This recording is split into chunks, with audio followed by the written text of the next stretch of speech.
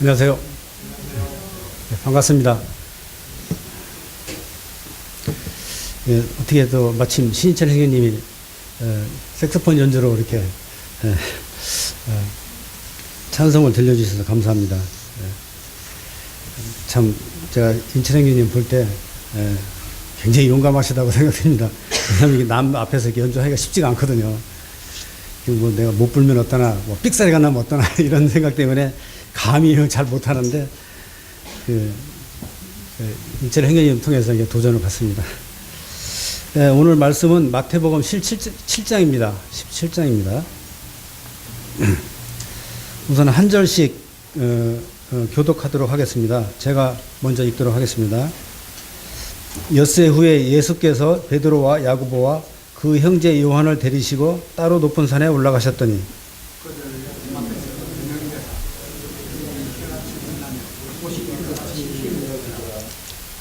그때 모세와 엘리야가 예수와 더불어 말하는 것이 그들에게 보이거늘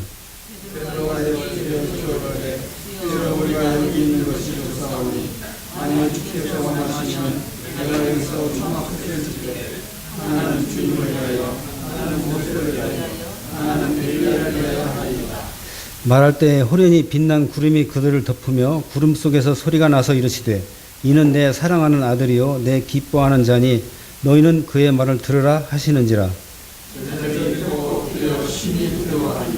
예수께서 나와 그들에게 손을 대시며 이르시되 일어나라 두려워하지 말라 하시니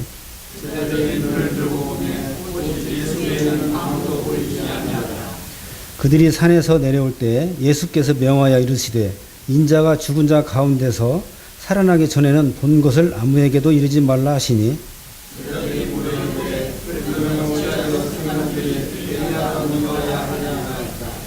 예수께서 대답하여 이르시되 엘리야가 과연 먼저 와서 모든 일을 회복하리라.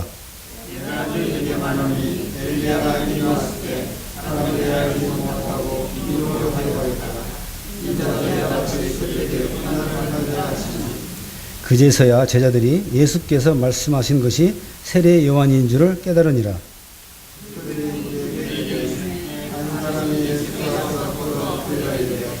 주여 내 아들을 불쌍히 여기소서. 그가 간질로 심히 고생하여 자주 불에 넘어지며 물에도 넘어지는지라.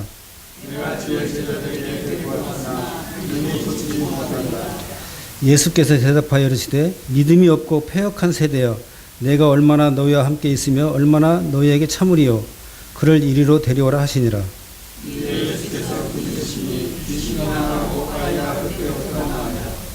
이때 제자들이 조용히 예수께 나와 이르되 우리는 어찌하여 쫓아내지 못하였나이까.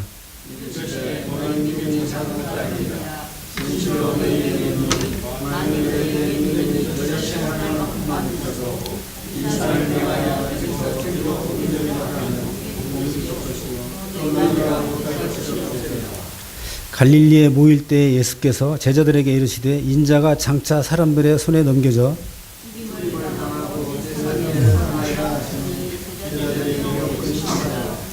가버나움에 이르니 반세겔 받는 자들이 베드로에게 나와 이르되 너희 선생은 반세겔을 내지 아니하느냐.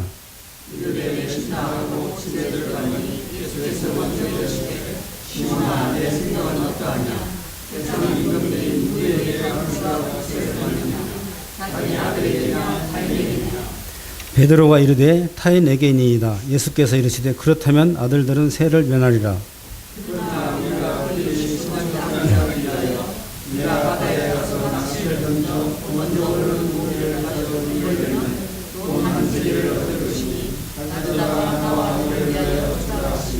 네, 감사합니다. 마태복음은 제가 구원받고 수없이 읽고 공부해온 말씀이지만 이번에 준비하면서 다시 새롭게 다가옵니다. 이런 것은 성령님의 항상 새롭게 하심을 느끼게 해줍니다. 1절에 엿새 후에라고 이렇게 기록했습니다. 엿새 후에 예수께서 베드로와 야고보와 요한을 데리고 따로 높은 산에 올라가심으로 이렇게 시작을 하고 있습니다.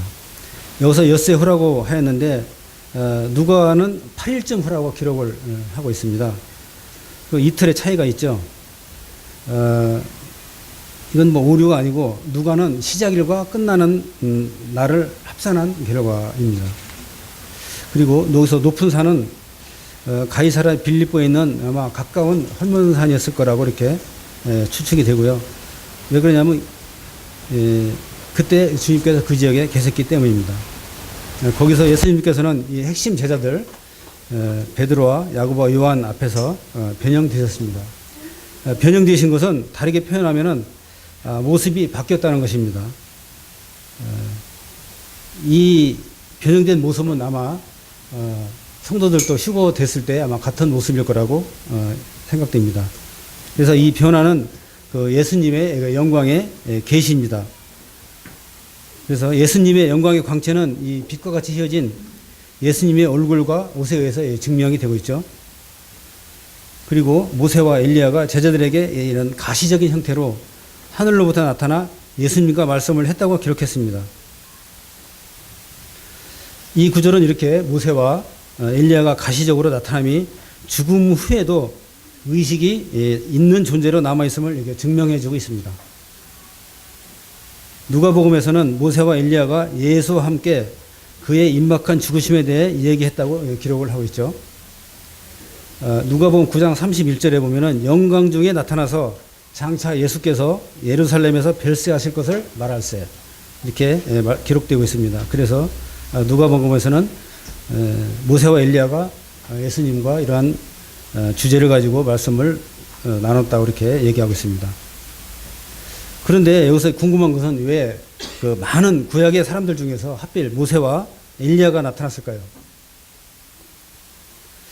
아마 이 두 사람과 제자들이 예수의 도래한 나라 거할 사람들의 유형을 나타내주고 있는 것 같습니다. 그래서 지금 현재 살아있는 제자들은 육체적 몸으로 존재할 사람들을 대표하고 모세는 죽었거나 죽을 구원받은 사람들을 대표합니다. 그럼 엘리야는 누구를 대표할까요?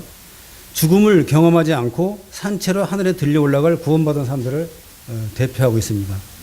그래서 이렇게 구약의 사람들 중에서 모세와 엘리야를 이렇게 예수님과 변형돼서 나타났다고 생각이 됩니다. 데살로니가전서 4장 17절에 보면은 그 후에 우리 살아남은 자들도 그들과 함께 구름 속으로 끌어올려 공중에서 주를 영접하게 하시리니 그리하여 우리가 항상 주와 함께 있으리라. 이 엘리야는 바로 데살로니가전서 4장 17절에서 말씀하고 있는 이런 사람들을 얘기하고 있습니다. 대표하고 있습니다. 그래서 이 세 부류의 사람들이 그리스도가 지상에 그의 나라를 세우실 때 존재할 수 있는 존재하는 사람들입니다. 그래서 주님께서는 이때 변화산에서 영광스러운 모습 그대로 그때도 그렇게 동일하게 계실 것입니다. 이 사건처럼 예수님의 나라는 지상에 또한 세워질 것입니다. 이렇게 제자들은 주님께서 약속하신 나라를 잠깐이나마 맛보게 되죠. 그래서 베드로가 초막 셋을 지켰다고 제안한 것으로 보아 베드로가 이 사건의 중요성을 깨달은 것 같습니다. 그래서 베드로가 왜 하필이면 초막을 지켰다고 제안을 했을까요? 아마도 그는 이 사건을 보고 초막절을 생각하고 초막절의 성취가 아닌가 하고 이렇게 이런 제안을 했던 것 같습니다. 이 초막절은 장막절이라고도 하죠. 이집트를 탈출한 이스라엘 사람들이 40년 동안 광야에서 장막 생활을 한 것을 기념하기 위한 유대인의 절기죠. 그래서 초막절, 즉 장막절에 절기를 지내는 것은 이 두 가지의 바라보는 의미가 있습니다. 과거로는 광야 40년의 유랑 생활이요. 앞으로는 하나님께서 그의 백성을 그 땅 곧 가나안 땅에 모으실 때 이스라엘이 충만을 누리게 될 하나님의 축복을 바라보는 두 가지의 그 의미가 있습니다. 그래서 베드로는 이 당시 사건을 이해하는 것은 옳았습니다. 그렇지만 그 시기는 좀 틀렸죠. 그렇지만 베드로는 이 사건에서 천국의 모습을 보았을 것입니다. 베드로가 아직 말하고 있을 때 예수님과 엘리야와 모세를 둘러싼 빛난 구름으로부터 더 중요한 얘기가 들려오죠. 여기서 왜 베드로가 말하고 있는 동안의 말씀이 들려왔을까요? 말씀이 끝나고 말씀이 들린 게 아니고 말하고 있는 동안에 하늘에서 말씀이 들려왔습니다. 그래서 이게 궁금증이 좀 들었었는데 이건 베드로가 하는 말이 중요한 것이 아니고 예수 그리스도가 하나님의 아들이라는 것을 하늘에서 직접 선포하는 것이 더 중요한 것이기 때문이어서 그랬을 것이라고 생각됩니다. 이 소리는 이는 내 사랑하는 아들이요 내 기뻐하는 자니 너희는 저의 말을 들으라라는 말씀입니다. 이 하나님의 음성에 의한 그러니까 하나님의 아들의 확정은 제자들에게 아주 중요한 의미를 전달하고 있는 것입니다. 여지껏 제자들은 예수님의 말씀에 의해서 자신이 하나님의 아들임을 여러 가지로 기적과 방법으로 보이셨지만 아마도 제자들은 확신하는 자도 있었고 아직 믿지 못하는 자도 있었습니다. 그러한 상황에서 이러한 하나님의 음성에 의한 확증은 베드로에게 아주 깊은 감명을 받았을 것입니다. 훗날 베드로는 그 베드로후서 1장 16절로 18절에서 이 사건을 언급하고 있습니다. 우리 주 예수 그리스도의 능력과 강림하심을 너희에게 알게 한 것이 교묘히 만든 이야기를 따른 것이 아니요 우리는 그의 크신 위엄을 친히 본 자라. 지극히 큰 영광 중에서 이러한 소리가 그에게 나기를 이는 내 사랑하는 아들이요 내 기뻐하는 자라 하실 때에 그가 하나님 아버지께 존귀와 영광을 받으셨느니라. 이 소리는 우리가 그와 함께 거룩한 산에 있을 때 하늘로부터 난 것을 들은 것이라. 기억이 새롭죠? 그래서 예수님의 권위에 대한 이러한 하나님의 이 확증은 제자들에게 도리어 두려움이 되어서 그들은 엎드릴 수밖에 없었습니다. 그래서 예수님께서 제자들에게 일어나라고 했을 때 모세와 엘리야는 이미 떠나고 없었습니다. 오직 예수님에는 보이지 않았습니다. 제자들과 예수님께서 산에서 내려올 때 예수님께서는 세 제자에게 그가 죽은 자 가운데서 살아나기 전에는 그들이 목격한 것을 아무에게도 이르지 말라고 이렇게 명하셨죠. 16장 20절에서도 예수님께서는 자기가 그리스도인 것을 아무에게도 이르지 말라고 명하십니다. 이는 이미 여러 사람이 예수님을 억지로 임금을 삼으려고 했었는데 만일 또한 이 사건에 대한 소식이 퍼졌다면 필경 또 다른 사람들도 예수님을 임금 삼으려고 아마 억지로 했을 것이기 때문이었습니다. 그래서 이 변화산의 사건은 천국의 이런 맛보기 같은 것이었으나 제자들은 혼란이 있었던 것 같습니다. 왜냐하면 예수님께서는 실제로 엘리야가 와서 모든 일을 회복해야 한다고 설명했기 때문입니다. 말라기 4장 5절에 보면 보라 여호와의 크고 두려운 날이 이르기 전에 내가 선지자 엘리야를 너에게 보내리니. 그런데 이 당시 엘리야가 세례 요한의 인격으로 이미 왔습니다. 그렇지만 그 사역이 바로 인식되지 못했습니다. 세례 요한을 영접하기는커녕 그 당시 종교 지도자들은 그를 배척했습니다. 그들은 요한의 사역을 인정하지 않고 배척했듯이 또한 예수님도 배척할 것입니다. 세례 요한의 탄생에 대한 첫 번째 선포에서 그의 부친 사가랴가 요한이 엘리야의 심령과 능력으로 주님을 앞서가려는 말씀을 들었습니다. 누가복음 1장 17절에 이렇게 써 있죠. 그가 또 엘리야의 심령과 능력으로 주 앞에 먼저 와서 아버지의 마음을 자식에게 거스르는 자를 의인의 슬기에 돌아오게 하고 주를 위하여 세운 백성을 준비하리라. 세례 요한에 대한 주님의 초기 말씀은 만일 백성들이 구원의 믿음으로 반응했다면 그가 예언된 엘리야였으리라고 확신했을 것입니다. 이제 메시아의 나라를 도래시키는데 필요한 모든 일이 다 행해졌습니다. 이에 대한 한 가지 변수는 왕으로 오신 예수님께 대한 백성들의 영접 여부입니다. 14절에 이제 예수님과 그의 핵심 제자들이 다른 제자들에게 돌아갔을 때 간질을 앓는 아들을 가진 한 사람이 9제자에게 치료를 간청한 연고로 무리가 몰려와서 구경하고 있음을 보게 됩니다. 그러나 9제자는 그의 아들에게 들어가서 간질을 일으키고 있는 귀신을 쫓아내지 못하고 있었습니다. 그 아버지는 예수님 앞에 꿇어 엎드려 그를 주라고 부르면서 간절하게 호소를 하고 있습니다. 그의 아들의 간질병은 그에게 아주 크나큰 고생과 육체적 위험을 초래하고 있다고 기록하고 있죠. 병련으로 인해 소년은 심지어 불이나 물에도 넘어지는 아주 위험한 상황을 초래하기도 하여 그의 가족들이 제어하기도 힘들어 많은 고통을 겪고 있는 상황이었습니다. 마가는 소년이 입에서 거품도 흘렸다고 기록하고 있죠. 마가복음 9장 18절에 보면 귀신이 어디서든지 그를 잡으면 거꾸러져 거품을 흘리고 이를 갈며 그리고 팔이 해지는지라 내가 선생님의 제자들에게 내쫓아 달라고 하였으나 그들이 능히 하지 못하더이다. 20절에 이에 데리고 오니 귀신이 예수를 보고 그 아이로 심히 경련을 일으키게 하는지라 그가 땅에 엎드려져 구르며 거품을 흘리더라. 예수님께서는 그 소년으로부터 귀신을 쫓아내셨습니다. 그 즉시 소년은 앓게 됐죠. 마태복음 15장에서도 한 가나안 여자가 자기의 딸을 고쳐달라고 간청한 사건이 있었는데 이때도 예수님의 말씀이 끝나자 즉시 그의 딸이 이 병을 고쳐졌습니다.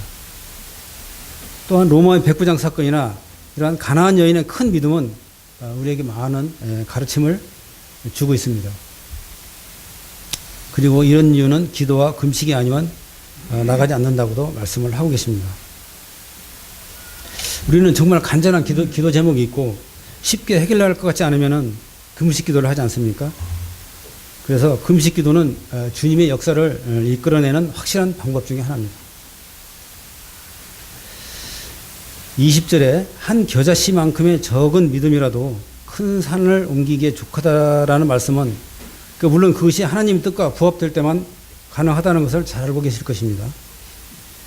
그래서 하나님에게는 불가능이 없습니다. 누가복음 1장 37절에 대저 하나님의 모든 말씀은 능하지 못하심이 없느니라 이렇게 기록하고 있습니다. 그리고 실제로 겨자씨보다 더 작은 씨앗이 있는데 무엇인지 아십니까? 네, 목초 씨앗이라고 합니다. 그런데 겨자씨로 이렇게 말씀하신 것은 당시 그 지역에는 이 목초 씨앗이 없었기 때문에 예수님께서 겨자씨로 비유를 말씀하셨습니다. 여기서 한 가지 문제를 내겠는데요. 이 겨자가 나무라고 생각하시는 분 손을 들어보십시오. 이 믿음의 문제입니다. 겨자가 나무다. 손 내리시고요. 그러면은 겨자가 나무가 아니고 풀이라고 생각하시는 거예요. 자, 내리십시오. 걱정 마십시오. 전부 정답입니다. 그 이유를 설명드릴게요. 사실 겨자는 풀입니다. 이스라엘의 갈릴리 들판에서 흔히 자라는 잡초입니다. 밭에선 이 겨자 풀이 나면 그냥 뜯어버리는 이런 잡초입니다. 그런데 예수님께서 왜 겨자씨의 비유를 하셨을까요? 상식적으로 겨자에 대해서 아시는 분들은 겨자가 자라서 우리가 생각하는 큰 나무가 될 수 없다는 것을 예수님께서 잘 아십니다.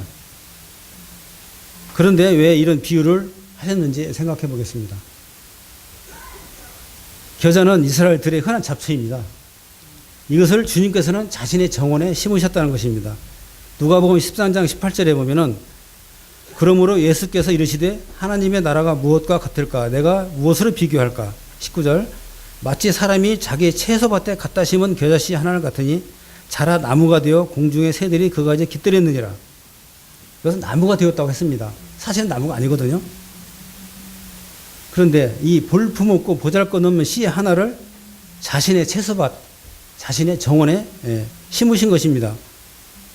이 정원은 예수님의 정원입니다. 그 누가 잡초를 자신의 채소밭에 심을까요? 홈이나 괭이로 다 뜯어 없애버립니다. 겨자는 이게 정원이나 채소밭에 심을 만큼 아름답지도 향기롭지도 않습니다. 예수님이 말씀하시던 당시에 이 갈릴리 사람들은 이 겨자를 너무나도 잘 알고 있었을 것입니다. 그런데 이런 잡초를 주님은 자신의 정원 채소밭에 심어서 가꾸어 새들이 깃들일 정도로 큰 나무로 키우시겠다고 하시고 있는 것입니다.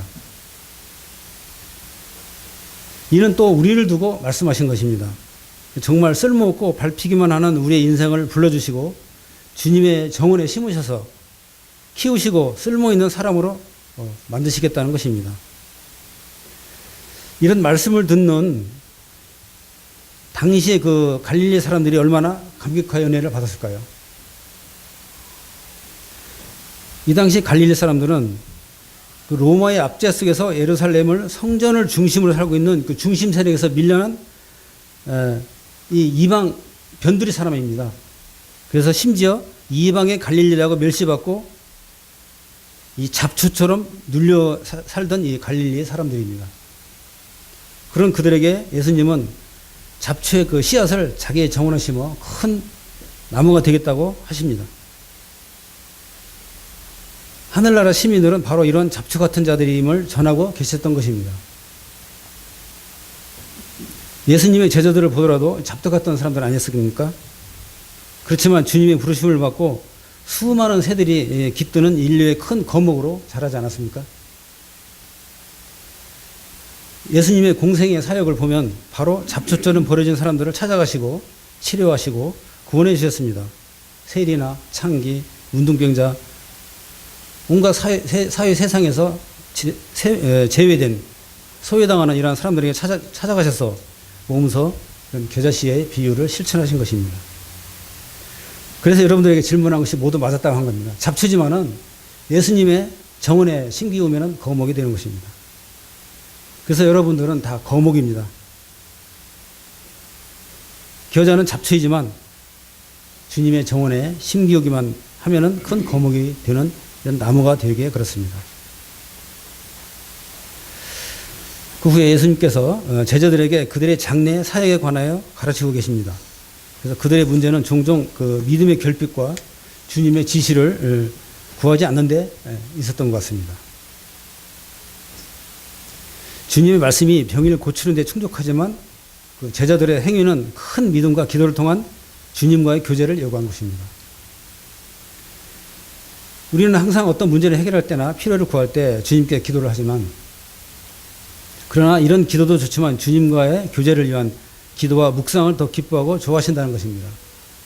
우리가 꼭 필요만 해서 기도를 하는 것이 아니고 주님께 감사하고 주님께 나의 모든 것을 아뢰며 모든 것을 의지할 때 이러한 기도와 묵상을 더 기뻐하시고 좋아하신다는 것입니다. 그래서 이러한 믿음의 기도와 금식 같은 행위들이 연합될 때 하나님의 뜻을 성취하는 데 이런 제한은 없을 것입니다. 17장 22절 23절은 그 예수님의 죽으심에 관한 교훈입니다. 주님께서는 이 다시 제자들에게 자기가 배반을 당하여 악한 사람들에게 죽임을 당할 것임을 상기시키고 있습니다. 예수님은 예기치 않게 졸지에 돌아가신 것이 아니라 스스로 통제를 하셨고 아무도 임으로 예수님의 생명을 빼앗을 수가 또한 없습니다. 그래서 예수님은 하나님의 뜻에 순종하시려고 스스로 사람들에게 잡혀 돌아가시려고 하고 있는 것입니다. 그러나 주님의 죽음은 그의 끝은 아닐 것이라고 말씀하셨습니다. 죽은 지 제3일에 살아나리라고 말씀을 하셨기 때문입니다. 이때 제자들은 전과 달리 주님의 죽으심의 선언을 반대하지는 않았습니다. 그렇지만 그들은 심히 근심하고 있는 것을 보게 됩니다. 아직도 제자들은 주님의 죽음과 부활에 대해 신뢰감이 나지 않는 것 같습니다. 제자들은 예수님께서 로마의 압제에서 해방시키시고 백성들을 먹여 살리시는 이러한 지상에서의 왕을 기대하고 있었기에 이러한 것들이 다 허사가 되는 것이 아닌가 하고 근심을 하고 있는 것입니다. 그래서 아직도 주님의 죽으심의 진정한 의미를 깨닫지 못하고 있는 듯합니다. 이 성도들은 이 세상적인 축복이나 영광을 사모하거나 집착할 것이 아니라 영원한 하늘나라의 축복과 영광을 바라보며 이 세상에서의 고난을 기쁘게 이겨나가야 될 것이라고 생각합니다. 그래서 주님의 말씀을 올바르게 깨달을 때 모든 환난을 이기고 담대함으로 성도의 삶을 살 수 있을 것입니다. 예수님께서 이렇게 제자들에게 예고하신 이유는 실제로 그런 일이 일어날 것인데 그때 제자들로 하여금 두려움에 빠지지 않게 하고 또한 믿음을 저버리지 않게 하기 위함이었습니다. 이 제자들은 예수님의 신성과 능력을 아직도 완전히 믿지 못하는 것 같습니다. 예수님께서는 포도주의 기적을 보여주셨고 죽은 나사로와 한 소녀를 살리셨고 또한 오병이어의 기적도 보이셨습니다. 그리고 수많은 병고침의 기적과 나병과 같은 불치병도 고치셨고 제자들이 내쫓지 못하는 귀신도 쫓아내셨으며 나중에는 변화산에서 하나님과 같은 모습으로 모세와 엘리야도 보여주셨습니다. 근데 베드로가 변화산에서 나타난 모세와 엘리야를 어떻게 모세와 엘리야로 알았을까요? 예수님께서 말씀을 분명히 안 해주셨을 겁니다. 이것은 성령님의 역사라고 보여집니다. 근데 제자들은 그럼에도 이 근심하며 걱정하는 모습을 보여주고 있습니다. 이러한 모습을 주님께서는 결코 나무라거나 책망하지 않으시는 것을 보게 됩니다. 왜냐하면 주님께서 구속사역을 다 마치시고 승천하신 후에 오순절에 성령님이 오셨을 때 비로소 이들이 모든 것을 깨닫고 완전히 믿게 될 것이기 때문에 주님께서는 이 당시 제자들을 책망하지 않으셨습니다. 그러면 이 믿음으로만 얻을 수 있는 것들을 말씀을 통해서 한번 살펴보도록 하겠습니다.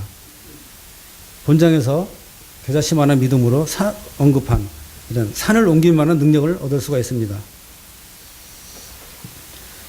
마태복음 21장 21절에 보면은 예수께서 대답하여 이르시되 내가 진실로 너에게 이르노니 만일 너희가 믿음이 있고 의심하지 아니하면 이 무화과 나무에게 된 이런 일만 할 뿐 아니라 이 산더러 들려 바다에 던져지라 하여도 될 것이요. 이렇게 말씀하고 있고 또한 22절에 너희가 기도할 때 무엇이든지 믿고 구하는 것은 다 받으리라 하시니라.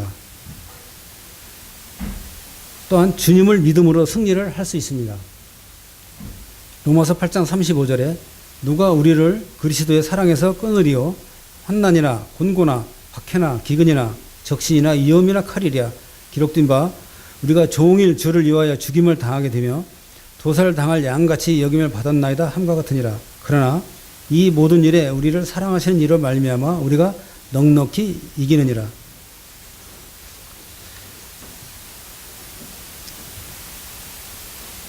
이 믿음이 있다면은 이러한 죽음 앞에서도 당당해질 수 있는 믿음이 생깁니다. 사실 저도 목숨을 담보로 믿음을 버리라고 요구를 할 때 자신이 없습니다. 어떻게 될지 모릅니다. 그렇지만 성령님으로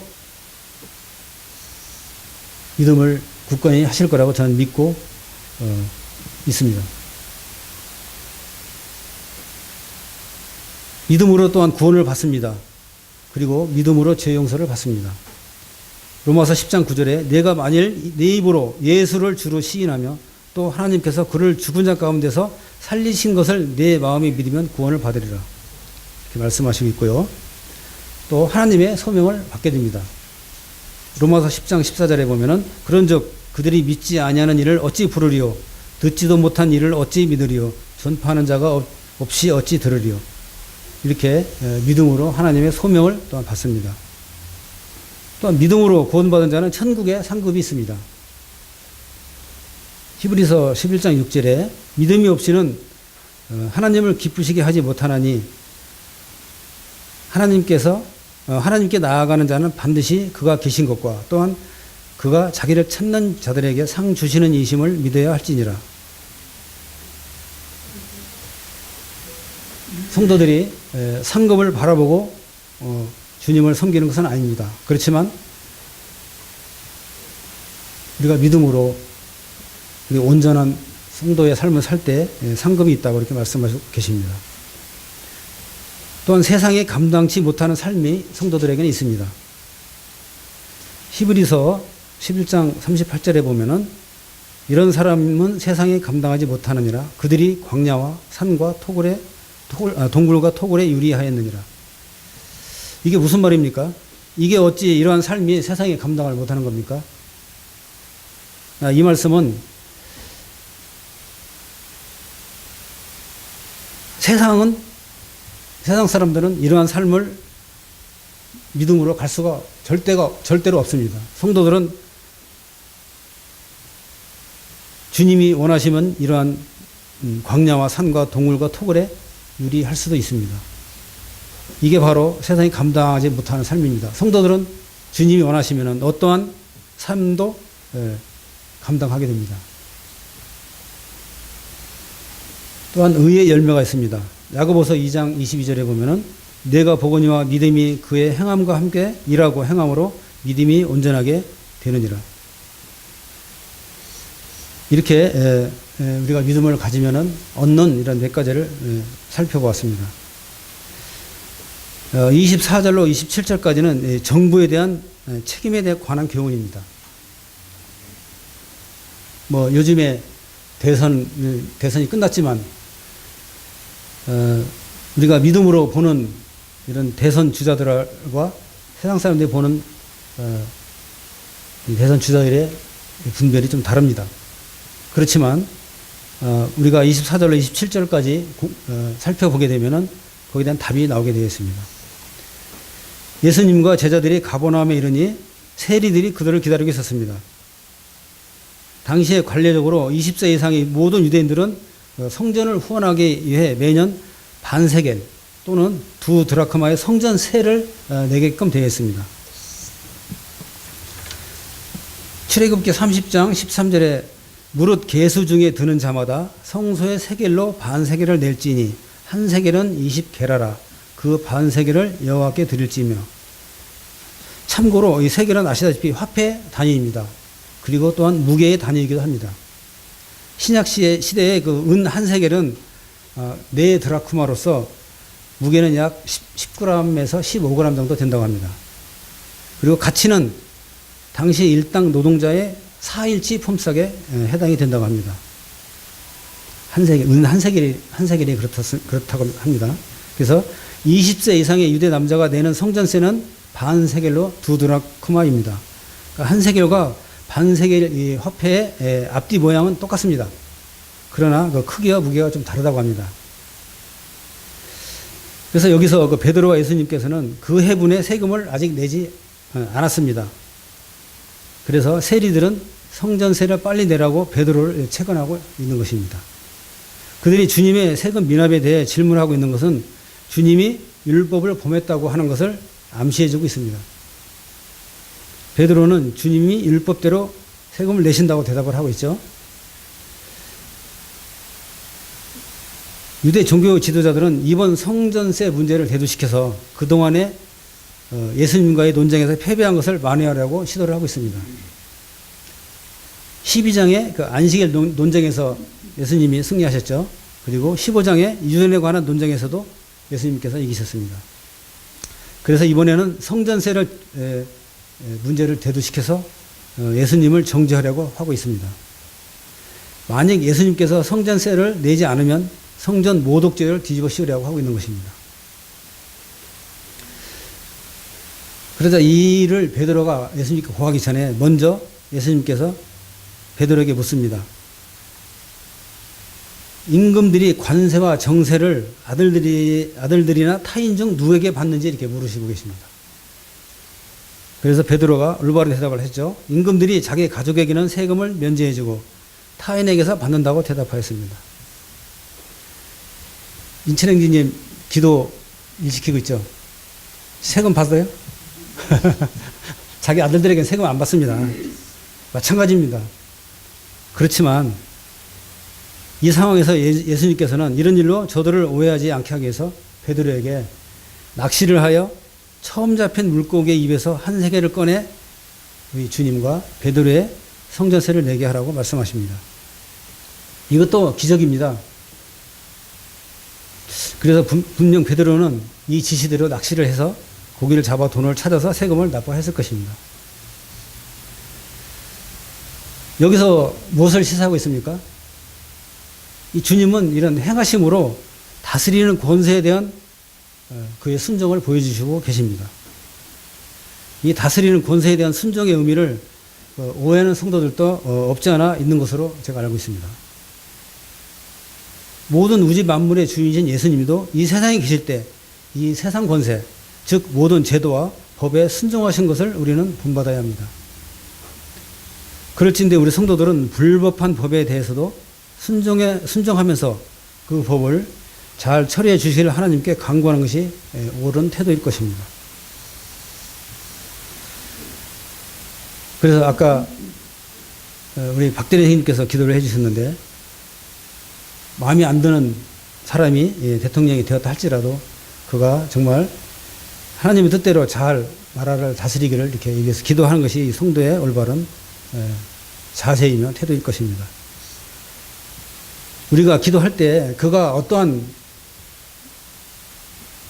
공약을 내세우고 어떠한 일을 하려고 할지라도 주님께서는 막으실 것입니다. 그래서 여기서 이 당시 성전 상황에 대해서 좀 나눠보도록 하겠습니다. 이 당시 성전에는 안나스와 가야바가 대제사장으로 있었습니다. 누가복음 3장 2절에 안나스와 가야바가 대제사장으로 있을 때 하나님의 말씀이 빈들에서 사가랴의 아들 요한에게 만져라. 이걸 볼 때 이 당시에 안나스와 가야바가 대제사장으로 있었습니다. 성전 벽 남쪽에 더블 게이트를 통해 들어가면 왕의 행각 지하를 거쳐서 성전 뜰 밖으로 나오게 되어 있다고 합니다. 그래서 그 밖으로 나오면 바로 왼쪽에 대제사장 안나스와 가야바가 직영하는 부스, 곧 상점이 있었다고 합니다. 여기에서 가야바는 안나스의 사위입니다. 그래서 이 상점에서 성전 제사에 필요한 물건, 즉 양과 소, 비둘기, 밀가루, 올리브, 기름, 포도주, 나무 이런 것들을 팔았습니다. 그리고 성전세를 바칠 반세계를 바꾸는 환전상도 이곳에 있었습니다. 이 상점은 대제사장인 안나스 가문이 직영으로 운영을 하고 있었습니다. 그래서 여기서 구입한 재물만이 성전 제사에 적합한, 우리말로 말하면 KS 제품입니다. 즉 성전 규격품으로 인정을 받고, 그렇기 때문에 당연히 다른 곳에서 사가지고 들여온 이런 물건들은 제사에 사용되지 못했습니다. 그래서 가격은 시중가의 몇 배나 비쌌고, 당연히 이들은 엄청난 폭리를 취할 수 있었고, 또한 막대한 부를 축적할 수 있었습니다. 성전 뜰에서는 물건을 사고 파는 상행위를 할 수 없게 되어 있습니다. 그러면은 이 상점의 위치가 과연 성전법에 저촉되지 않는가라는 의문이 생길 것입니다. 당연히 저촉되지 않습니다. 왜 그러냐면은 안나스의 직영 상점은 원래 성전뜰인 마카베오 성전산의 바깥인 헤롯 성전산에 위치했기 때문에 법적으로 따지면 모세의 율법을 어긴 것이 아니라고 합니다. 이렇게 당시 종교 지도자인 대제사장 안나스 가문은 교묘하게 법망을 피해 자신들의 살해 사역을 채운 것입니다. 이러한 이들이 예수님의 그 예리한 사장의 클라를 피해갈 수 없었죠. 6월절에 예루살렘 성전을 방문하셨을 때 이곳에 환전상을 뒤엎고 채찍으로 물건 파는 장사꾼들을 내쫓으셨습니다. 저는 이제 이걸 어떻게 알고 있었냐면은, 뭐 많은 이렇게 사람들이 와서 이렇게 뭐 노점상을 하고 이렇게 뭐 바꿔주고 장사를 하고 이런 걸로 알고 있었는데, 제가 준비하면서 보니까 가야바의 상점입니다. 가야바 안나스의 직영 상점에서 이게 주님께서 이렇게 장사꾼들을 내쫓으신 겁니다. 그런데 요한은 공생의 초기에 일어난 사건으로 기록하고 있습니다. 그렇지만 마태는 공생의 말기 사건을 또 기록하고 있습니다. 이게 어떻게 잘못됐을까요? 이건 오류가 아니라 예수님께서도 유대인의 절기를 따라 해마다 예루살렘 성전을 방문하셨습니다. 그리고 그때마다 일례 행사처럼 성전 청결을 행하셨던 것입니다. 그래서 이렇게 제자들도 자기 본대로 이렇게 기록을 하고 있는 것입니다.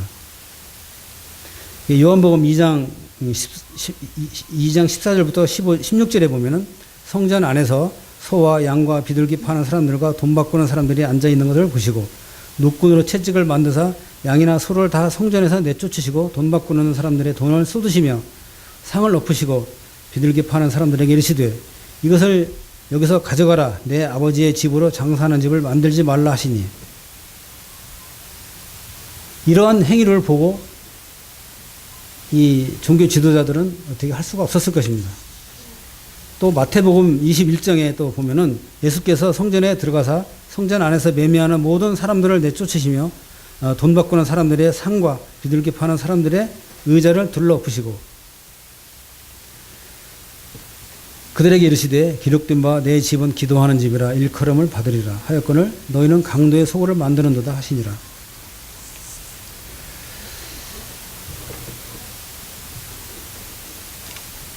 이 구절을 우리가 볼 때 그럼 교회 안에서의 뭐 여러 가지 그 상황들을 우리가 생각해 볼 수가 있었을 것입니다.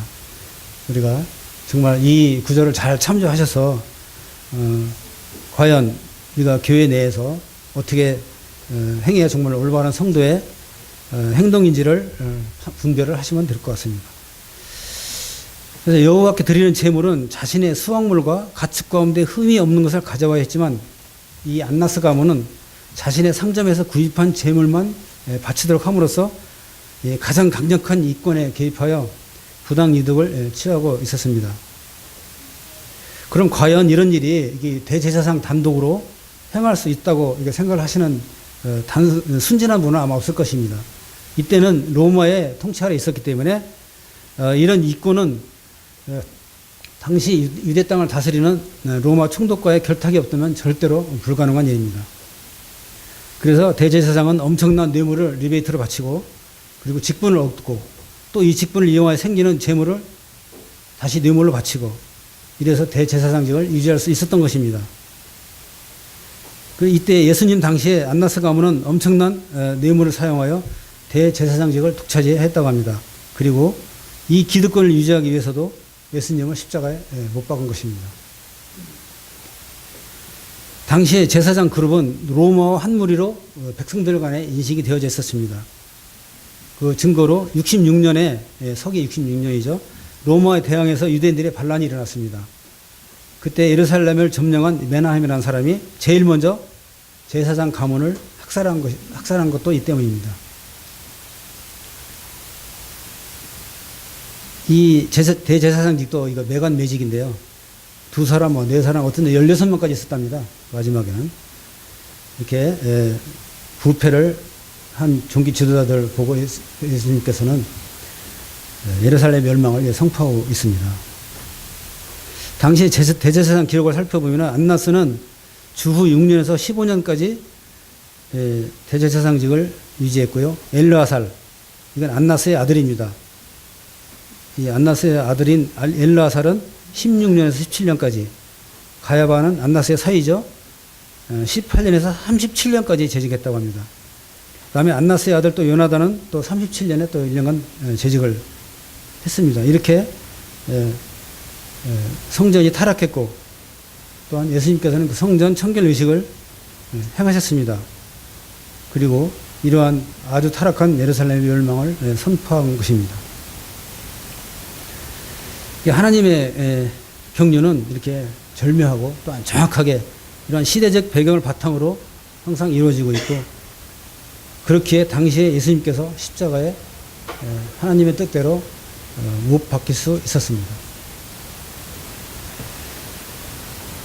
우리가 성경 공부를 하는 데 있어서 이런 하나님의 경륜을 잘 이해를 하지 못하면은 우리가 성경 공부하는 데 있어서 변죽을 올릴 수가 있고 또한 수박 겉핥기가 될 수가 있습니다. 그래서 마태복음 17장을 통해서 이러한 살아계신 변화산에서의 예수님을 보게 되죠. 또한 성도들도 주님 존재에 나갈 때는 같은 모양으로 우리 주님을 배울 수 있다는 감동, 또한 겨자씨만한 믿음으로도 큰 능력을 행하시게 하시는 이런 주님의 은혜를 또한 느끼게 됩니다. 이 겨자씨만한 믿음은 이 주님은 하실 수 있다는 이런 작은 믿음입니다. 내가 비록 보잘 것 없지만 내가 주님을 믿고 주님 의지할 때 그 능력이 주님한테서 나오는 것입니다. 이게 겨자씨만한 믿음이요, 산을 바다로 던질 수 있는 믿음입니다. 제가 청년 시절에 들은 얘기인데, 어떤 분이 자기 집 앞에 있는 어떤 자그마한 산이 있었는데 이 산 때문에 상당히 불편했다고 합니다. 그래서 이 산을 좀 여기 없게 해달라고 기도를 했는데 대발이 돼서 산이 다 깎여 나갔답니다.